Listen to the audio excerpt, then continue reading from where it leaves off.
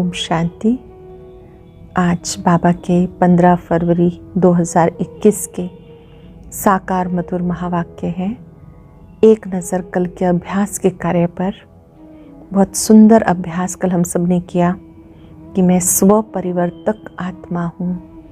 सच्चे दिल की महसूसता से अपनी कमियों कमज़ोरियों को मिटाना है और अच्छी अनुभूतियों में खो जाना है कि मैं आत्मा बाबा का बच्चा हूँ, मस्तक मणि हूँ, बाबा का राइट हैंड हूँ, अव्यक्त फरिश्ता हूँ।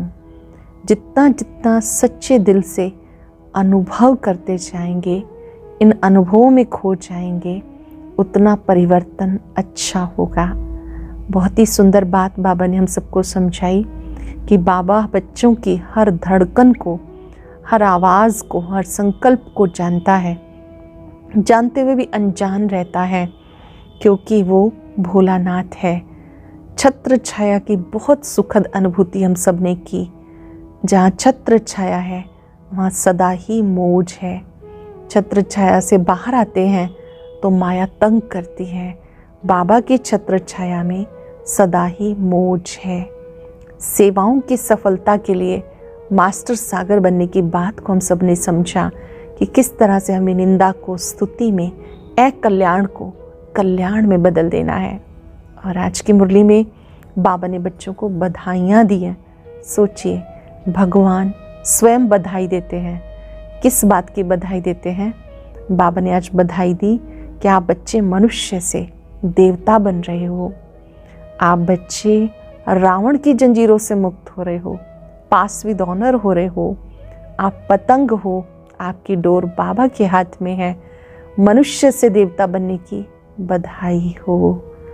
बहुत अच्छी बधाइयाँ प्राप्त की आज हम सब ने मुरली में। बहुत ही सुंदर बात आज बाबा ने समझाई कि अतीन्द्रिय सुख की अनुभूति विश्व कल्याणकारी स्थिति है। जब आप स्वयं अतीन्द्रिय सुख में रहोगे तो अनेक आत्माओं का आह्वान करते हुए अनेक आत्माओं की सेवा के निमित्त बनेंगे। और संगम का महत्व, ये चढ़ती कला का युग है, इसी में हम सबका भला होता है। विस्तार से सुनेंगे मीठे बच्चे। ये संगम युग है, चढ़ती कला का युग, इसमें सबका भला होता है। संगम युग चढ़ती कला का युग है, इसमें सबका भला होता है। इसलिए कहा जाता, चढ़ती कला तेरे भाने सर्व का भला। क्वेश्चन है, बाबा सब ब्राह्मण बच्चों को बहुत बहुत बधाइयाँ देते हैं, क्यों? बाबा बधाइयाँ क्यों देते हैं?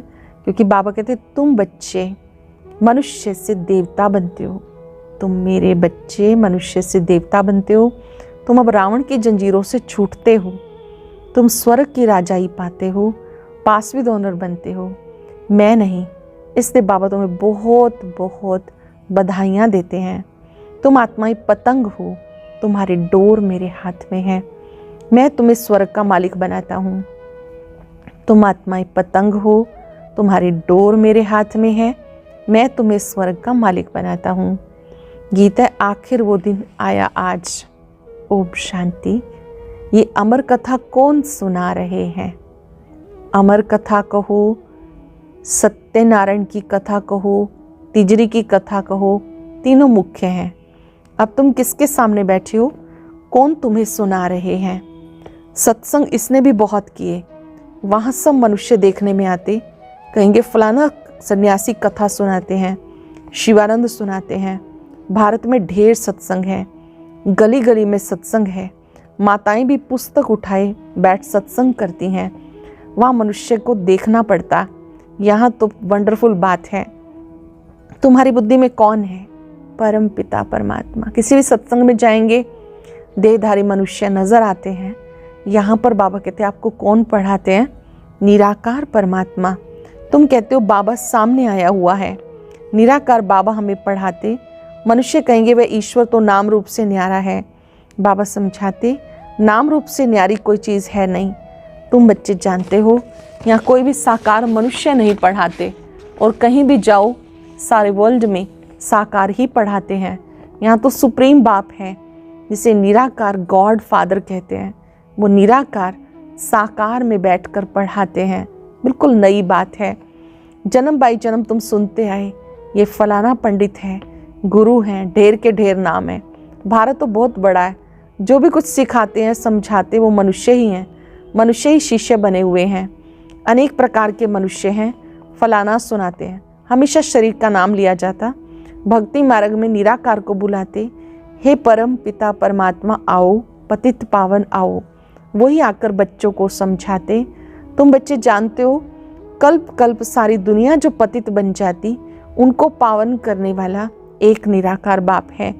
तुम यहाँ बैठे हो, तुम्हारे में कोई कच्चे हैं कोई पक्के हैं, क्योंकि आधा कल्प तुम देह अभिमानी बने हो। अब देही अभिमानी बन इस जन्म में तुम्हें आत्मा समझ बाप को याद करना है। तुम्हारी देह में रहने वाली जो आत्मा है उनको परमात्मा समझाते हैं। आत्मा ही संस्कार ले जाती। आत्मा कहती ऑर्गन्स द्वारा कि मैं फलाना हूँ, परंतु आत्म अभिमानी तो कोई है नहीं।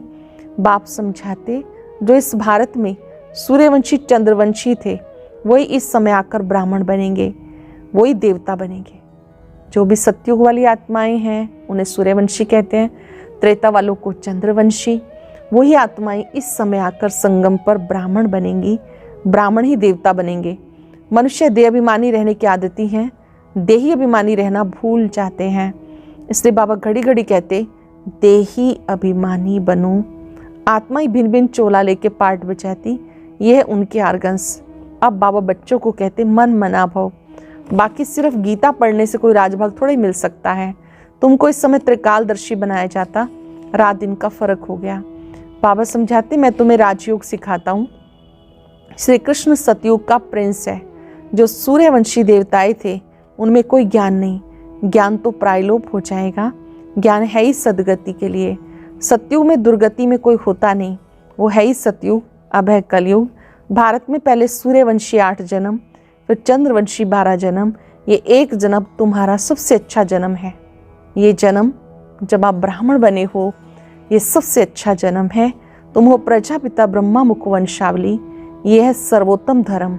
देवता धर्म सर्वोत्तम नहीं कहेंगे, ब्राह्मण धर्म सबसे ऊंचा है। देवताएं तो प्रारब्ध भोगते हैं। आजकल बहुत सोशल वर्कर हैं। तुम्हारी है रूहानी सर्विस, वो है जिस्मानी सेवा करना। रूहानी सर्विस एक बार होती है, आगे ये सोशल वर्कर आदि नहीं थे। राजा रानी राज्य करते थे। सतयुग में देवी देवता थे, तुम ही पूज्य थे, फिर पुजारी बने। लक्ष्मी नारायण द्वापर में जब वाम मार्ग में जाते तो मंदिर बनाते। पहले पहले शिव का बनाते, वो है सबका सदगति दाता, जरूर उनकी पूजा होनी चाहिए। शिव बाबा ने आत्माओं को निर्विकारी बनाया था ना। फिर होती है देवताओं की पूजा। जब भक्ति मार्ग शुरू होता है पहले अव्यभिचारी पूजा शिवलिंग की, फिर अन्य देवी देवताओं की। तुम ही पूज्य थे, फिर पुजारी बने। बाबा ने समझाया बाप को याद करते रहो। सीढ़ी उतरते उतरते एकदम पट में आके पड़े हो। अब तुम्हारी चढ़ती कला है। कहते चढ़ती कला तेरे भाने सर्व का भला। सारी दुनिया के मनुष्य मात्र की चढ़ती कला करता हूँ। पतित पावन आके सबको पावन बनाते। जब सतयुग था तो चढ़ती कला थी, बाकी आत्माएं मुक्ति धाम में थी। बाबा बैठ समझाते मीठे मीठे बच्चे, मेरा जन्म भारत में होता। शिव बाबा आया था, गाया हुआ है, फिर आया हुआ है। इसको कहा जाता राजस्व अश्वमेध अविनाशी ज्ञान यज्ञ। स्वराज्य पाने के लिए यज्ञ रचा हुआ है। विघ्न भी पड़े थे, अब भी पड़ रहे हैं। माताओं पर अत्याचार होते हैं। कहते हैं बाबा हमें अपवित्र होने से बचाओ, बाबा हमारी रक्षा करो। दिखाते द्रौपदी की रक्षा हुई। अब तुम 21 जन्मों के लिए बेहद बाप से वर्षा लेने आए हो। याद की यात्रा में रह के अपने को पवित्र बनाते हो। फिर विकार में गए तो खलास एकदम गिर पड़ेंगे। इसलिए बाबा कहते पवित्र जरूर बनना है। जो कल्प पहले बने थे वही पवित्रता की प्रतिज्ञा करेंगे। फिर कोई पवित्र रह सकते कोई नहीं। मुख्य बात है याद की। याद करेंगे पवित्र रहेंगे और स्वदर्शन चक्र फिराते रहेंगे तो उच्च पद पाएंगे। विष्णु के 2 रूप राज्य करते हैं ना, परंतु विष्णु को जो शंख चक्र दे दिया वह देवताओं को नहीं था, लक्ष्मी नारायण को भी नहीं था। विष्णु तो सूक्ष्म वतन में रहते हैं, उनको चक्र के नॉलेज की दरकार नहीं। वहाँ मूवी चलती है। अब तुम जानते हो हम शांति धाम के रहने वाले हैं, वो है निराकारी दुनिया। अब आत्मा क्या चीज़ है कोई भी मनुष्य मात्र नहीं जानते। कह देते आत्मा सो परमात्मा। आत्मा के लिए कहते हैं चमकता हुआ सितारा है जो भ्रिकुटी के बीच में रहता है। आत्मा के लिए कहते हैं चमकता हुआ सितारा है जो भ्रिकुटी के बीच में रहता, इन आँखों से देख ना सके, भले कोई कितनी भी कोशिश करे, शीशे आदि में बंद करके रखे, देखे कि आत्मा निकलती कैसे है। कोशिश करते हैं परंतु किसी को पता नहीं पड़ता आत्मा क्या चीज़ है, कैसे निकलती है। बाकी इतना कहते हैं कि आत्मा स्टार मिसल है, दिव्य दृष्टि बगैर उसको देखा नहीं जाता। भक्ति मार्ग में बहुतों को साक्षात्कार होता, लिखा हुआ अर्जुन को साक्षात्कार हुआ, अखंड ज्योति है। अर्जुन ने काम सहन नहीं कर सकते। बाबा समझाते इतना तेजो में आदि कुछ है नहीं, जैसे आत्मा आकर शरीर में प्रवेश करती पता थोड़ा ही पड़ता। अब तुम भी जानते हो बाबा कैसे प्रवेश करके बोलते, आत्मा आकर बोलती है। ये भी ड्रामा में सारी नूंद है, इसमें कोई के ताकत की बात नहीं। आत्मा कोई शरीर छोड़ जाती नहीं, ये साक्षात्कार की बात है। वंडरफुल बात है ना। बाबा कहते मैं भी साधारण तन में आता हूँ। आत्मा को बुलाते हैं, आगे आत्माओं को बुलाकर उनसे पूछते थे। अभी तो तमो प्रधान बन गए। बाप आते ही इसलिए हैं पतितों को पावन बनाए। कहते हैं 84 जन्म, तो समझना चाहिए जो पहले आए उन्होंने ही 84 जन्म लिए होंगे। वह तो लाखों वर्ष कह देते। अब बाबा समझाते तुमको स्वर्ग में भेजा था, तुमने जाके राज्य किया। तुम भारतवासियों को स्वर्ग में भेजा था, राजयोग सिखाया था संगम पर। बाबा कहते मैं कल्प के संगम युग पे आता हूँ। गीता में फिर युगे युगे अक्षर लिख दिया। जानते हो हम सीढ़ी कैसे उतरते हैं, फिर कैसे चढ़ते हैं। चढ़ती कला फिर उतरती कला। अब ये संगम युग है, सबकी चढ़ती कला का युग। सब चढ़ जाते हैं, सब ऊपर में जाएंगे, फिर तुम आएंगे स्वर्ग में पाठ बचाने। सतयुग में दूसरा कोई धर्म नहीं था, उसे कहते हैं निर्विकारी दुनिया। फिर देवी देवताएं वाम मार्ग में जाकर सब विनाश होने लगते। यथा राजा रानी तथा प्रजा। बाबा समझाते तुम भारतवासी ही निर्विकारी थे, अब है विशियस वर्ल्ड। अनेक धर्म है, बाकी एक देवी देवता धर्म नहीं है। जरूर जब ना हो तभी तो स्थापन हो। बाबा कहते मैं ब्रह्मा द्वारा आकर आदि सनातन देवी देवता धर्म की स्थापना करता हूँ। यहाँ ही करेगा ना, सूक्ष्म वतन में तो नहीं करेंगे। लिखा हुआ ब्रह्मा द्वारा आदि सनातन देवी देवता धर्म की रचना रचते। तुमको इस समय पावन नहीं कहेंगे, पावन बन रहे हैं। टाइम तो लगता है ना। अभी बाबा कहते हैं पावन बन रहे हैं, अभी तो प्रोसेस चल रहा है। आत्मा का शुद्धिकरण हो रहा है, टाइम लगता है। पतित से पावन कैसे बने, कोई भी शास्त्रों में नहीं है। वास्तव में महिमा एक बाप की है। बाप को भूलने के कारण ऑर्फन बन गए। बाबा को ही भूल गए, भूलने के कारण ऑर्फन बन गए। लड़ते रहते हैं, फिर कहते हैं सब मिलके एक कैसे हो, भाई भाई है ना। बाबा तो अनुभवी है, भक्ति भी इसने पूरी की, सबसे अधिक गुरु किए। अब बाबा कहते हैं इन सबको छोड़ो, मैं तुम्हें मिला हुआ हूँ। सबका सदगति दाता सत्य श्री अकाल कहते हैं। अर्थ नहीं समझते, पढ़ते तो बहुत रहते। बाबा समझाते भी सब पतित हैं, फिर पावन दुनिया बनेगी। भारत ही अविनाशी है, ये किसी को पता नहीं। भारत का कभी विनाश नहीं होता, ना कभी प्रलय होती है। ये जो दिखाते हैं सागर में पीपल के पत्ते पर श्री कृष्ण आए। अब पीपल के पत्ते पे तो बच्चा आ ना सके। बाबा समझाते तुम गर्भ से जन्म लेंगे बड़े आराम से। वहाँ गर्भ महल कहा जाता, यहाँ गर्भ जेल है। सतयुग में है गर्भ महल। आत्मा को पहले से साक्षात्कार हो जाता है, ये तन छोड़ दूसरा लेना है। वहाँ आत्म अभिमानी रहते हैं। मनुष्य न रच्यता को न ही रचना के आदि मध्यंत को जानते। अब तुम जानते हो बाबा है ज्ञान सागर, तुम मास्टर सागर हो। तुम माताएं हो नदियाँ, और ये गोप है ज्ञान मान सरोवर। जो माताएं हैं बाबा कहते हैं आप नदियाँ हो, गोप है ज्ञान मान सरोवर। ये ज्ञान नदियाँ हैं, तुम हो सरोवर। प्रवृत्ति मार्ग चाहिए ना। तुम्हारा पवित्र ग्रस्त आश्रम था, अभी पतित हैं। बाबा कहते सदा याद रखो हम आत्मा हैं, एक बाप को याद करना है। पक्का याद करो, हम आत्मा हैं, एक बाप को याद करना है। बाबा ने फरमान दिया कोई भी देहधारी को याद ना करो। इन आँखों से जो कुछ देखते हो सब खत्म हो जाना है। इसलिए बाबा कहते मन मना भव मध्याजी भव, इस कब्रिस्तान को भूलते जाओ। माया के तूफान बहुत आएंगे, इनसे डरना नहीं। बहुत तूफान आएंगे, परंतु कर्म इंद्रियों से कर्म नहीं करना। तूफान आते हैं जब तुम बाबा को भूल जाते हो। तूफान क्यों आते हैं? जब बाबा को भूल जाते हैं। ये याद की यात्रा एक बार होती है, वो है मृत्यु लोक की यात्राएं। अमर लोक की यात्रा ये है। तो बाबा कहते कोई भी देहधारी को याद मत करो। बच्चे शिव जयंती के कितनी तारे भेजते, बाबा कहते तत्वम, तुम बच्चों को बाप बधाइयाँ देते, वास्तव में तुम्हें बधाई हो, क्योंकि तुम मनुष्य से देवता बनते हो। फिर जो पासवी डोनर होगा उनको जास्ती मार्क्स, अच्छा नंबर मिलेगा। बाबा तुम्हें बधाइयाँ देते कि अब तुम रावण की जंजीरों से छूटते हो। सब आत्माएं पतंगे हैं, सबकी रस्सी बाबा के हाथ में है, सबको ले जाएंगे। सबकी रस्सी बाबा के हाथ में है, बाबा ले जाएंगे। वो है सदगति दाता। परंतु तुम स्वर्ग की राजाई पाने के लिए पुरुषार्थ कर रहे हो। इतनी सुंदर बाबा ने तुलना की। आत्मा पतंग है, रस्सी बाबा के हाथ में, बाबा सबको लेके जाएंगे। बाबा सदगति दाता है, तुम स्वर्ग की राजाई पाने का पुरुषार्थ कर रहे हो। अच्छा, मीठे मीठे सिक्के लदे बच्चों प्रति माता पिता बाप दादा का याद प्यार, गुड मॉर्निंग। रूहानी बाप की रूहानी बच्चों को नमस्ते। रूहानी बच्चों की रूहानी बाप दादा को नमस्ते, गुड मॉर्निंग। शुक्रिया बाबा, शुक्रिया। धारणा के लिए सार। पहले पॉइंट है, पासवे डोनर होने के लिए एक बाप को याद करना है, किसी भी देहधारी को नहीं। पासवे डोनर होने के लिए बाबा को याद करना है, किसी भी देहधारी को नहीं। इन आंखों से जो कुछ दिखाई देता है उसे देखते भी नहीं देखना है।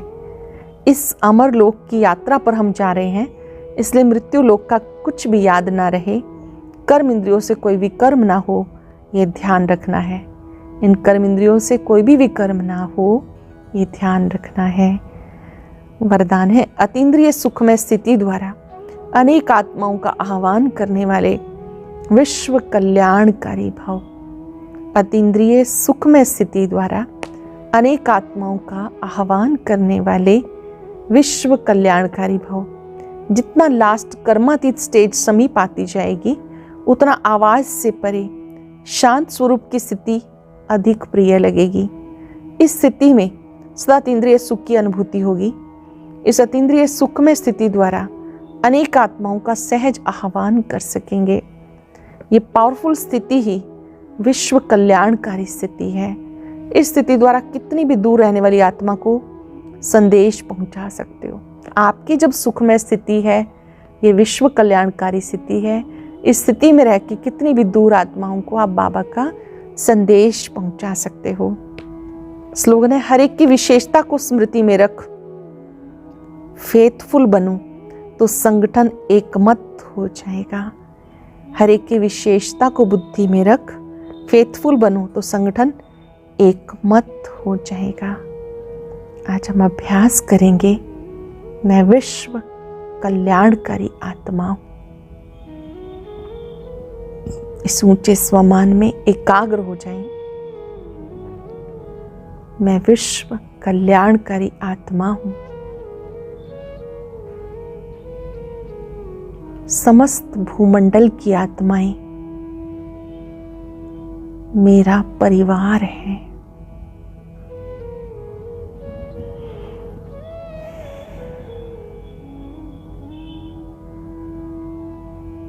सभी आत्माएं बाबा से शक्ति पाकर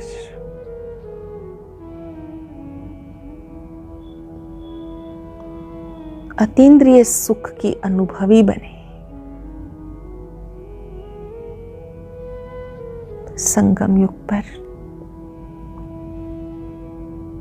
मेरी निरंतर चढ़ती कला है।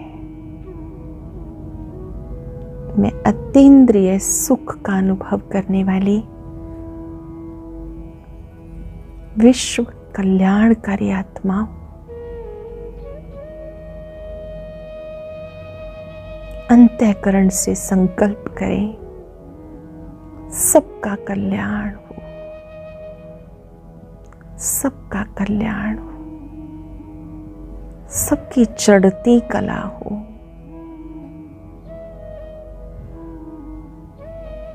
इसी सुखमय स्थिति में सब आत्माओं का दिल से आह्वान करें। हे आत्माओं, कल्याणकारी बाप से मिलकर जीवन सुखी बनाओ। ओम शांति।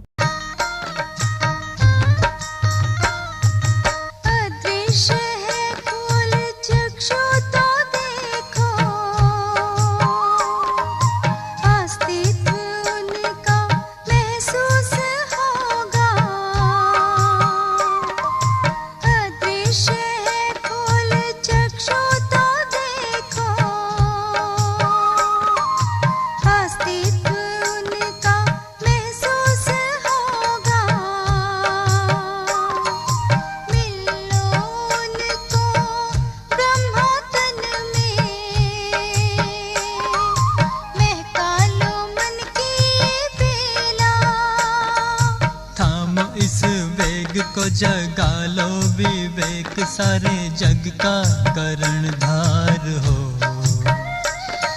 मुरली की तान बज रही